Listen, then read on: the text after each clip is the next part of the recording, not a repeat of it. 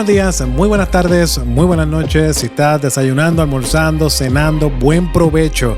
Y nuevamente bienvenidos a nuestro programa Madurando en Cristo, nutriendo el alma, creciendo en gracia. En Madurando en Cristo buscamos crecer y madurar en nuestra fe y lo hacemos a través del conocimiento de Cristo y su palabra, ofreciendo enseñanzas prácticas y aplicables que fomenten tu caminar cristiano y glorifiquen a Dios.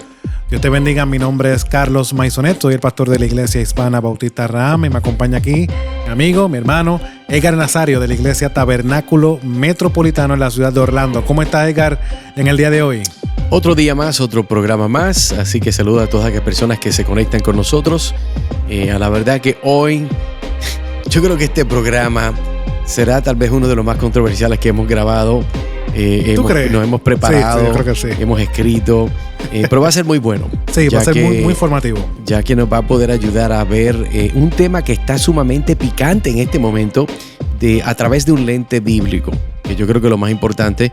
De antemano no creo que todos vamos a estar de acuerdo, pero eso es asunto que usted tiene que ir con la Biblia más tarde y estudiarlo, ¿verdad? Y yo creo que esa es la meta de lo que tenemos.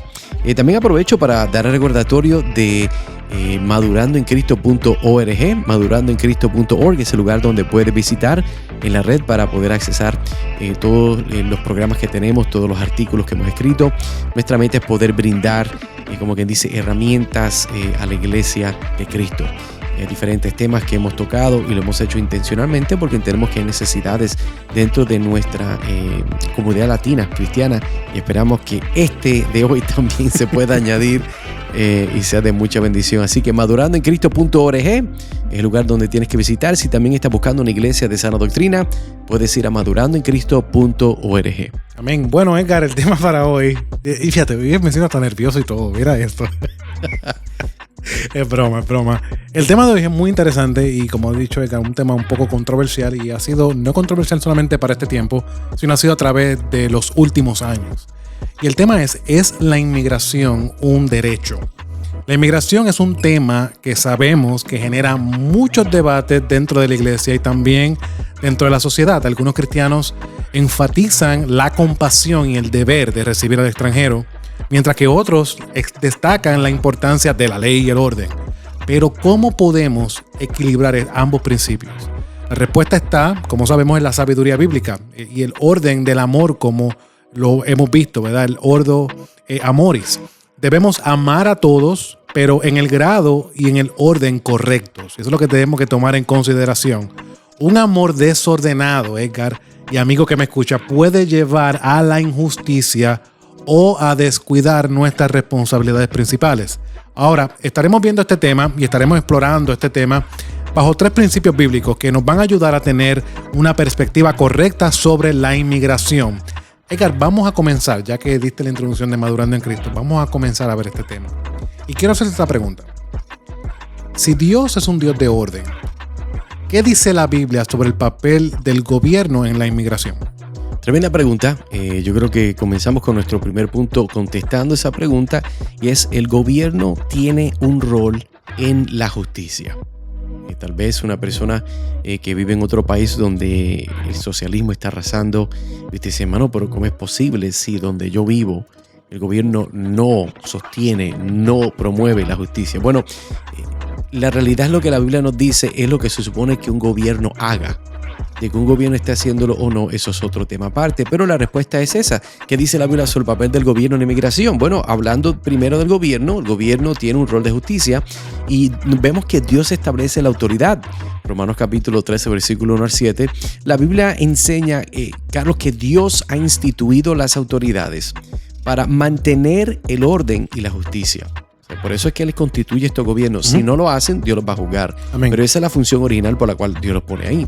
Ahora, Romanos 13, del 1 al 7, a nosotros los cristianos nos llama a someternos a las leyes del gobierno. Ahora, tengo una aclaración. No es someterse ciegamente. ¿Por qué?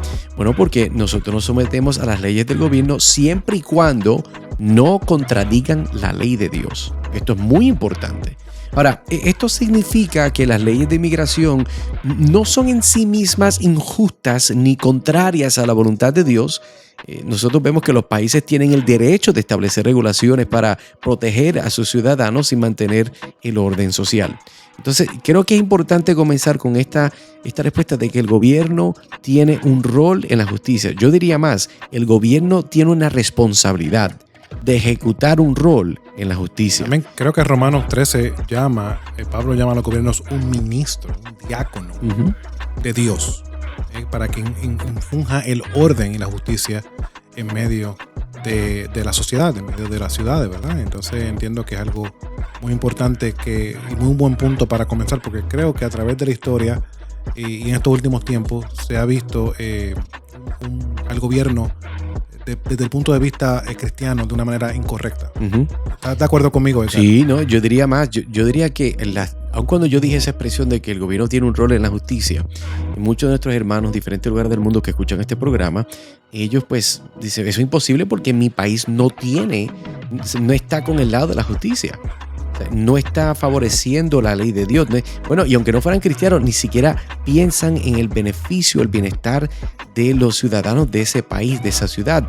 Y amigo, hermano, tienes razón. Eso es verdad. Pero la pregunta es, si Dios entonces es un Dios de orden, ¿cómo es que Dios presenta el gobierno? ¿Cómo es que el gobierno debe entonces de funcionar específicamente en el área de lo que es la inmigración? Y por eso es que apunté a Romanos 13. Romanos 13 nos dice que debemos de someternos. Y es más, si recuerdas el contexto, Pablo le está hablando a la iglesia en Roma que está siendo perseguida. Entonces Pablo está diciendo, usted tiene que someterse. Entonces ponte a pensar de que Pablo te dice, sométete a las mismas personas que te quieren matar porque tú no declaras al César el Señor, tú declaras a Jesucristo como Señor. Parece como que no tiene sentido, pero al fin del día, hermano, nosotros nos sometemos con una conciencia clara de acuerdo a la palabra de Dios. Ahora, si Nero o el César o quien sea me dice a mí, yo soy Dios y tú me tienes que adorar a mí, bueno, pues yo lo más probable es que soy medio carifresco, me eché a reír y diga, no, yo no te voy a adorar y tú no eres Dios. Y por eso es que la gente murió. Por eso es que cuando más tarde Pablo dice, ¿te acuerdas cuando habla de la salvación? Entonces está hablando de lo que muchas personas llaman la oración del pecador. Dice que si confiesas con tu boca que Jesucristo es el Señor, muchas personas creen que ese verso está hablando de yo aceptar a Cristo en mi corazón. Right? Y no estoy diciendo que una persona, eso no sea, claro. Una persona que es salva clama a Dios. Sí, porque dije no, radicalmente. La idea es que sí, nosotros clamamos a Dios. Amén. Señor, misericordia por mi vida, mi familia. Pero ese verso no está apuntando a eso. En ese verso Pablo está diciendo de que todo cristiano que confiese con su boca que Jesucristo y no el César es Dios, está mostrando de que es cristiano. ¿Por qué? Porque en esos tiempos pasaban los soldados romanos, estaban fastidiándole la vida a las personas, donde decían, ¿y tú crees que el César es el Señor? El Curios. Y la gente dice, no, el Curios es Cristo. Entonces los cogían, los llevaban presos a torturarlos. ¿Por qué? Porque esa era la prueba de lealtad. Entonces yo creo que cuando estamos hablando aquí de esta idea del orden de Dios, cuál es el papel del gobierno en lo que es la inmigración, bueno, se supone que la inmigración es un aspecto donde un gobierno está actuando a favor de lo que es la justicia. Y ahí yo creo que podemos continuar desarrollando en unos momentos. Amén. Vamos a ilustrar esto, Edgar, como siempre hacemos en nuestro programa. Imagina una ciudad con un solo portón de entrada. Dentro de esa ciudad y ese portón hay un guardia que regula quién puede entrar y quién puede salir. El guardia no está siendo discriminatorio. El guardia no está diciendo, bueno, voy a elegir quién entra y quién no sale. Él está siguiendo las reglas de la ciudad y del estado para permitir la entrada y la salida de las personas. Ahora, ¿qué está haciendo este guardia ahí? Siendo seguridad. Y esa seguridad es esencial para el bienestar de los que ya viven allí. Una persona que está en una ciudad va a querer, ok, yo quiero seguridad, yo no quiero el portón abierto, que entre quien sea. Pues es lo mismo. De la misma manera, los gobiernos tienen el derecho de regular la inmigración. No es injusto que un país establezca leyes que protejan su economía, su cultura y su seguridad. Eso en la Biblia no vemos que eso esté mal. Entonces, ¿cómo podemos aplicar esto, ¿verdad? Para comenzar. Que es la parte más importante. Claro, amén. Para nosotros como cristianos, porque hemos mencionado, y Edgar y yo estuvimos de acuerdo en eso, de que el cristiano muchas veces no tiene una perspectiva correcta del gobierno. ¿Qué debes de tener en consideración, hermano y hermana que me escucha? Que debes obedecer las leyes civiles, incluyendo las de inmigración. siempre y cuando, aquí está el paréntesis, siempre que no vayan en contra de la voluntad de Dios. Hechos capítulo 5, versículo 29, luego que Pedro y Juan fueron apresados por predicar y sanar a una persona en el nombre de Jesús. ¿Cuál es la respuesta que le dan a estas personas que están en el Sanedrín? Respondiendo Pedro y los apóstoles dijeron: es necesario obedecer a Dios antes que los hombres. Estamos de acuerdo en eso. Pero Pedro no dijo, bueno, pues yo hago lo que me da la gana. No. Él se dirigió a la autoridad con respeto. Pero cuando ya la autoridad dijo, no prediques más en el nombre de Jesús, dijo, no, que yo no puedo hacer eso. En segundo lugar, ora por los gobernantes. Tenemos mandatos bíblicos como 1 de Timoteo, capítulo 2, versículo 1 al 2. Exhorto ante todo que se hagan rogativas, oraciones, peticiones y acciones de gracias por todos los hombres, por los reyes y por todos los que están en eminencia. Sí, Pablo dice que tú des acciones de gracias por los que están en autoridad. Porque imagínate que no estuvieran. Hay que darle gracias a Dios. Porque aunque sean los peores, mantienen un orden. Bueno, es mejor tener un gobierno malo que no la anarquía. Correcto. Entonces aquí vemos que hay que orar por los gobernantes. ¿Para qué? Para que tengan sabiduría, para tomar decisiones sobre inmigración. Aquí tenemos también de cómo nosotros como creyentes oramos por ellos y también influenciamos al magistrado menor, a nuestras comunidades. Es parte de nuestro rol como creyentes, orar por ellos. No solamente por los presidentes que están en autoridad, sino por el alcalde, por el policía, por el sheriff del condado. En tercer lugar, no fomentes la ilegalidad. Es importante. En lugar de ello, ¿qué debes hacer? Ayudar a los inmigrantes a encontrar formas legítimas de establecerse. Levítico 19, capítulo 19, versículo 33 al 34 dice lo siguiente: cuando el extranjero morare con vosotros en vuestra tierra, no lo oprimas. Como a un natural de vosotros tendréis al extranjero que more entre vosotros, y lo amarás como a ti mismo, porque extranjero fuiste en la tierra de Egipto. Yo, Jehová, vuestro Dios. Aquí vemos claramente que el Dios no fomenta la ilegalidad, sino que nos llama que nosotros debemos de buscar ayudar en formas legítimas a los inmigrantes. Ahora, Edgar, tomando en consideración ya este primer punto de que debemos de tener una perspectiva correcta del gobierno, si las leyes son necesarias, y sabemos que sí, ¿cómo debe responder la iglesia ante los inmigrantes? Tremenda pregunta. Eso nos lleva a nuestro segundo punto, que es: la iglesia debe demostrar hospitalidad. Debe demostrar hospitalidad. Pero hay un balance que vamos también a tocar que es importante iluminar.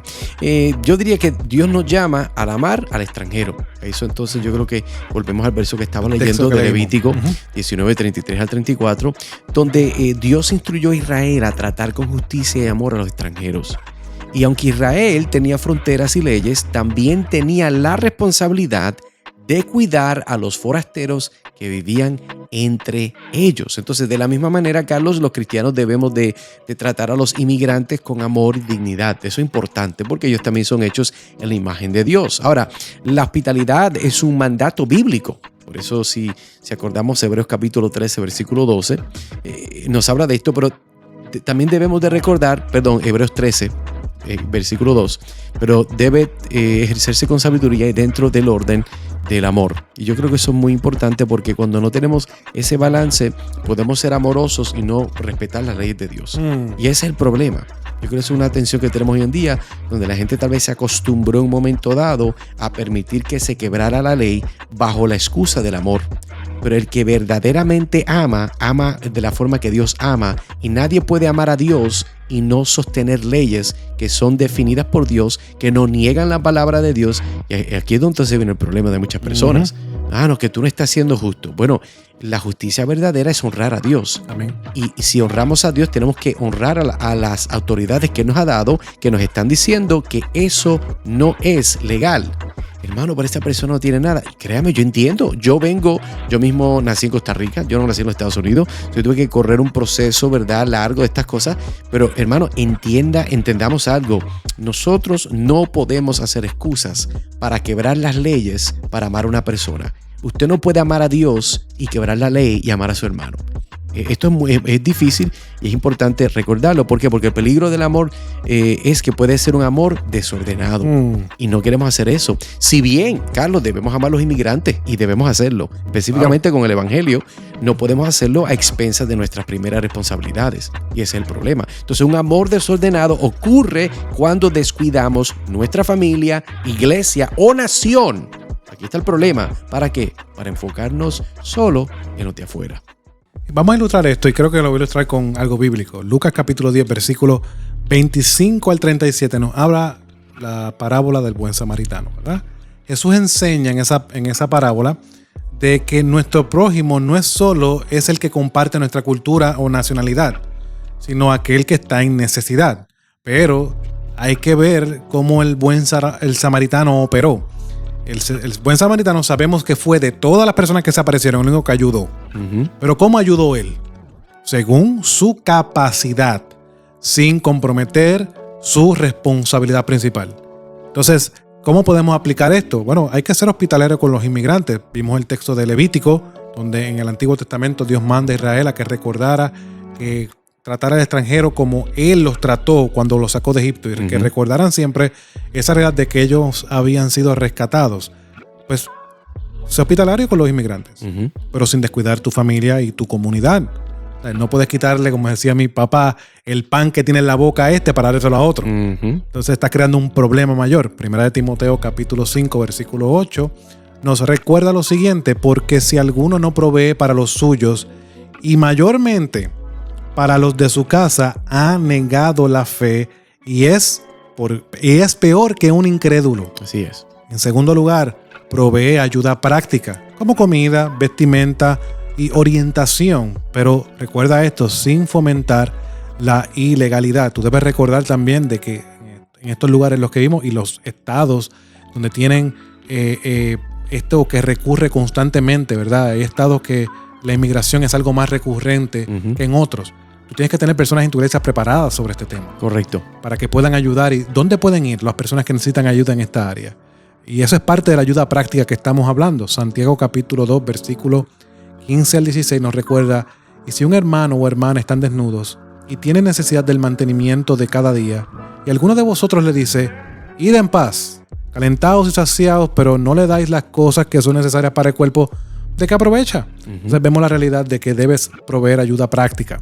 En tercer lugar, lo más importante, predica el evangelio, recordando que la mayor necesidad de cualquier persona es la salvación en Cristo, es que tenga la nacionalidad celestial. Amén. No ninguna otra. Mateo capítulo 28, versículo 19 al 20, nos da el llamado de la gran comisión. Por tanto, ir y hacer discípulos a todas las naciones, bautizándolos en el nombre del Padre y del Hijo y del Espíritu Santo, enseñándoles que guarden todas las cosas que os he mandado, y aquí estoy con vosotros todos los días hasta el fin del mundo. Amén. Ahora, Edgar, hemos visto la realidad de que debemos tener una perspectiva correcta de que el gobierno fue puesto por Dios para que haga leyes que protejan al ciudadano. Correcto. En segundo lugar, debemos recordar que la iglesia debe mostrar hospitalidad.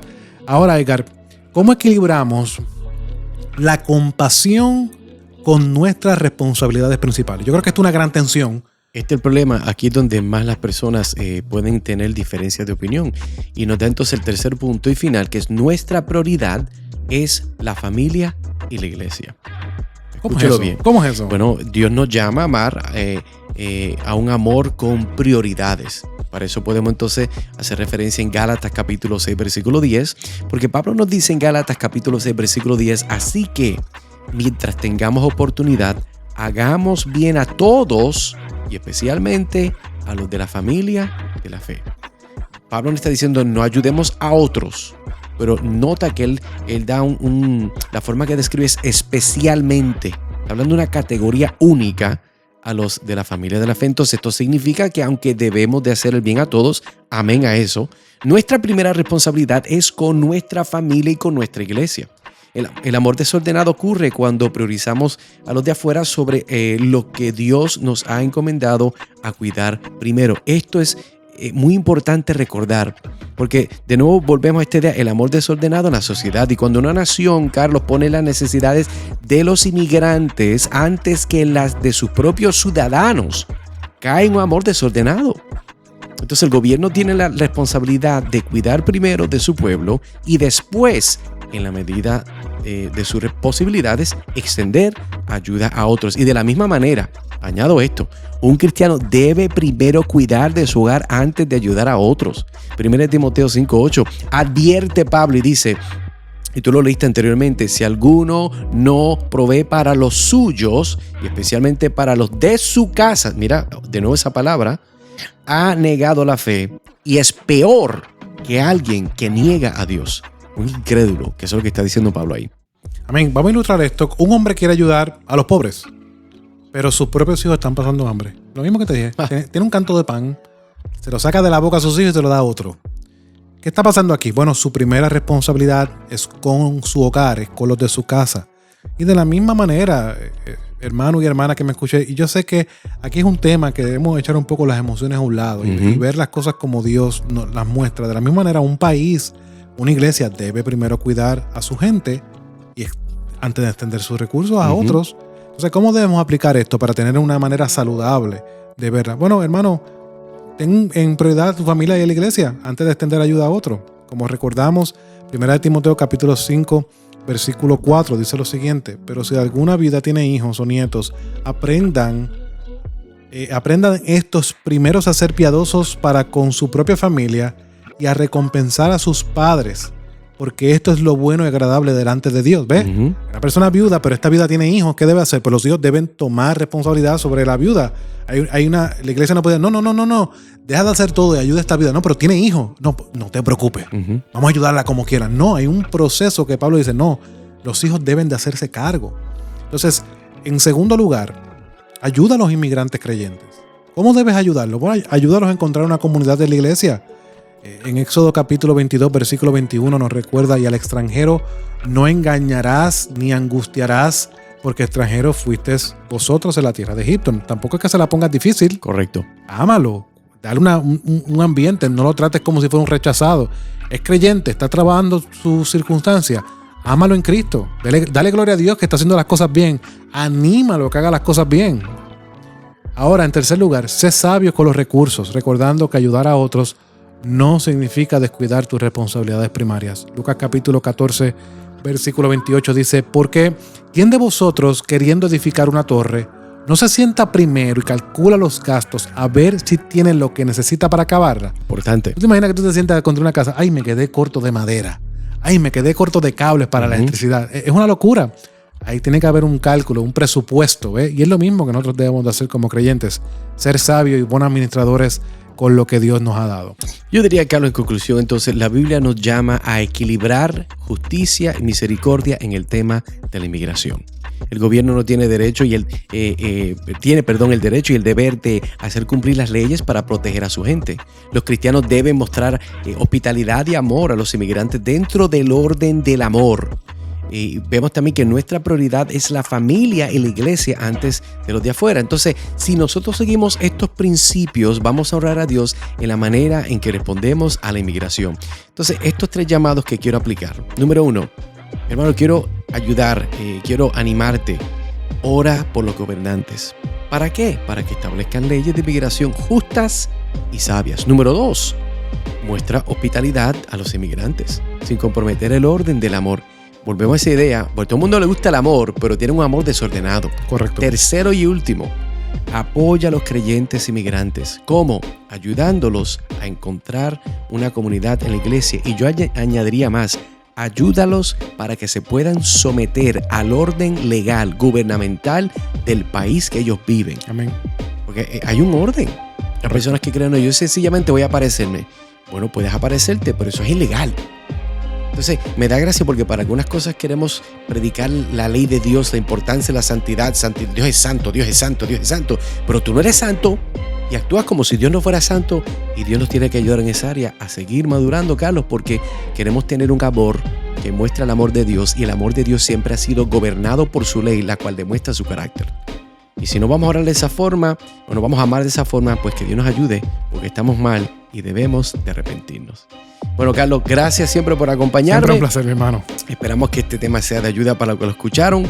Sabemos que es de mucha bendición. Y por eso traemos mucha escritura. Queremos que tú estés seguro de que la palabra de Dios está sustentando lo que estamos diciendo. Y nada, gracias por acompañarnos en una edición más de Madurando en Cristo, donde nuestra meta, nuestro propósito es de poder nutrir el alma, creciendo en gracia para la gloria de Dios. Dios te bendiga.